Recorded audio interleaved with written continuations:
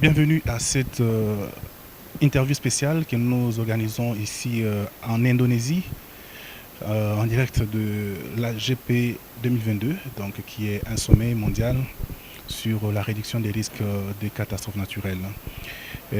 Pour cette édition, justement, j'ai le plaisir de recevoir sur ce plateau les conseillers au ministère des Affaires étrangères. Il va se présenter. Il est le chef de la délégation de la RDC, ici à Bali, en Indonésie. Bonjour, monsieur le conseiller. Bonjour, monsieur Prince Albert. Vous allez bien? Oui, je vais relativement bien. Très bien. Donc, vous êtes ici avec nous depuis les débuts de ces assises. On peut savoir quel a été l'apport de la RDC à ces assises? Merci. D'emblée, je voudrais exprimer toute ma reconnaissance à votre chaîne ainsi qu'à vous-même pour l'opportunité que vous nous offrez à pouvoir nous exprimer dans ce cadre. Alors, pour revenir à la question posée tout à l'heure, la RDC, c'est un pays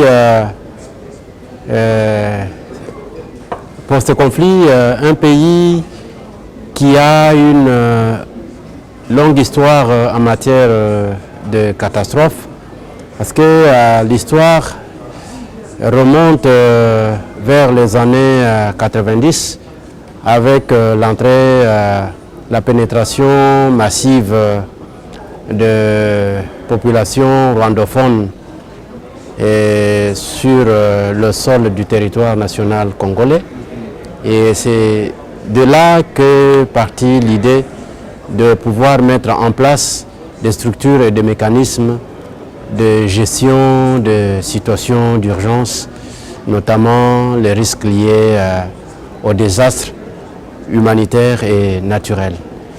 Alors, notre apport aura été certainement d'avoir participé et tiré profit de toutes les bonnes expériences, de toutes les leçons réussies des pays qui sont suffisamment avancés dans ce secteur pour pouvoir implémenter ce que nous avons reçu, pour pouvoir tout faire pour que en République démocratique du Congo, la réalisation du cadre de Sendai et de tous ces prescrits soit en fait une réalité.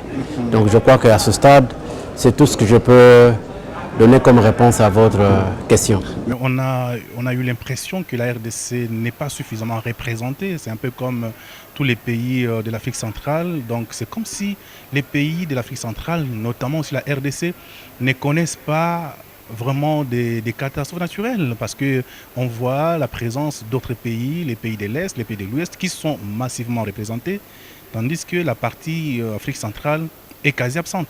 Pourquoi ça? Oui, pourquoi ça? C'est parce que, comme vous l'avez vous-même dit, l'Afrique centrale ne semble pas bien intérioriser la dynamique liée à la réduction des risques de catastrophes, alors que lorsqu'on parle de risques de catastrophes, on fait également allusion au désastre, on fait allusion au péril, donc c'est pratiquement la mort, parce que tant qu'on n'aura pas pris conscience, tant qu'on ne se sera pas levé pour regarder dans la direction des événements, on sera surpris un jour que les événements eux-mêmes viennent nous emporter, et là, la désolation va pouvoir être grande. C'est pourquoi nous réaffirmons que notre présence à cette session a été vraiment une excellente opportunité, de telle sorte que nous puissions, une fois rentrés, faire mener un plaidoyer et faire le rapport à tous les décideurs de manière à attirer à éveiller leur conscience et leur permettre vraiment de prendre de bonnes décisions, parce que il n'y a pas pire qu'une catastrophe, il n'y a pas pire qu'un désastre. Et ce genre de tragédie, ça doit être géré non en aval, mais plutôt en amont. Déjà, quand vous regardez par exemple ce qui se passe dans notre pays, il y a les catastrophes liées notamment aux inondations, glissement des terrains. Il y a également les volcans qui vomissent souvent leur feu.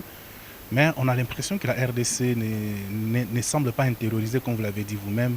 Qu'est-ce qu'il faut faire pour que les pays prennent conscience du danger ou des dangers qui sont de manière permanente à ses portes? Plus simple, il faut simplement qu'il y ait une prise de conscience d'abord individuelle, une prise de conscience collective ensuite, et pour ce faire, ça nécessite qu'il y ait en place des batteries de mécanismes de sensibilisation, de conscientisation, d'éveil des uns et des autres pour permettre à ce que tout ce qui arrive soit vraiment pris à bras le corps et que la prévention, la préparation et la gestion ne soient pas une affaire comme un fait bénin, mais puisque à cela se trouve lié notamment la résilience. Là, on ne peut pas prétendre se relever d'une situation dont on n'a pas mis en place des mécanismes de prévention et de préparation. Monsieur le conseiller, ça a été un plaisir de vous recevoir et de nous entretenir avec vous ici en direct de Bali, en Indonésie. Et nous espérons que lorsque nous serons au pays, nous pourrons avoir encore du temps pour échanger sur les différentes thématiques qui ont été abordées ici sur place et voir dans quelle mesure ces thématiques peuvent être implémentées dans notre pays. Bien entendu, ce plaisir-là aura été un plaisir partagé. Donc c'est par ici que nous mettons un point à cette interview spéciale en direct de Bali. Nous vous fixons rendez-vous prochainement avec d'autres intervenants. Et d'ici là, portez-vous bien et à la prochaine.